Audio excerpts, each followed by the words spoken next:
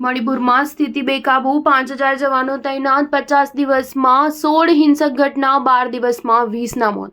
મણિપુરમાં ફરી એકવાર સ્થિતિ વણસી છે. સમગ્ર રાજ્યના મોટાભાગના વિસ્તારોમાં હિંસા અને તણાવનો માહોલ સર્જાયો છે. તાજેતરની હિંસામાં ધારાસભ્યો અને મંત્રીઓના ઘરોને નિશાન બનાવવામાં આવી રહ્યા છે. સરકારે પરિસ્થિતિને કાબૂમાં લેવા માટે લગભગ 5000 વધારાના કેન્દ્રીય સુરક્ષા દળો તૈનાત કર્યા છે. 7 નવેમ્બરના રોજ જીરીબામ જિલ્લાના જયરાવન ગામમાં કુકી સમુદાયની એક મહિલાની હત્યા કરવામાં આવી હતી. ત્યારબાદ હિંસા ફાટી નીકળી હતી. મીડિયા અહેવાલ મુજબ 1 ઓક્ટોબરથી 18 નવેમ્બર દરમિયાન જીરીબામ જિલ્લામાં હત્યા, આગચંપી અને ગોળીબાર સહિતની હિંસાની ઓછામાં ઓછી 16 અલગ અલગ ઘટનાઓ બની હતી. જીરીબામમાં 7 નવેમ્બરથી 18 નવેમ્બર વચ્ચે થયેલી અથડામણમાં 20 લોકો માર્યા ગયા હતા. જીરીબામ અને મૈતેઈ પ્રભુત્વ ધરાવતા ખીણ વિસ્તારોમાં મોટા પાયે હિંસક હુમલાઓ થયા હતા. 11 નવેમ્બરના રોજ સૌથી વધુ લોકો માર્યા ગયા હતા, જેમાં કુકી સમુદાયના આતંકવાદીઓએ જીરીબામમાં જાકુરધોર અને બોરોબેકરા પોલીસ સ્ટેશનો નજીક સેન્ટ્રલ રિઝર્વ પોલીસ ફોર્સ ચોકીઓ પર હુમલો કર્યો હતો, જેના જવાબમાં 10 કુકી આતંકવાદીઓ માર્યા ગયા હતા.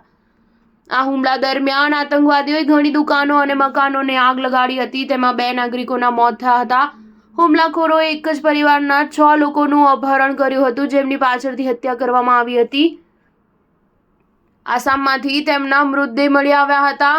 આ મૃતકો મૈતેઈ સમુદાયના હતા. મણિપુરમાં લગભગ 19 મહિનાથી તણાવ ચાલી રહ્યો છે, પરંતુ હિંસાની ગરમી હજુ સુધી નાગા આદિવાસીઓના વસવાટવાળા વિસ્તારોમાં પહોંચી નથી.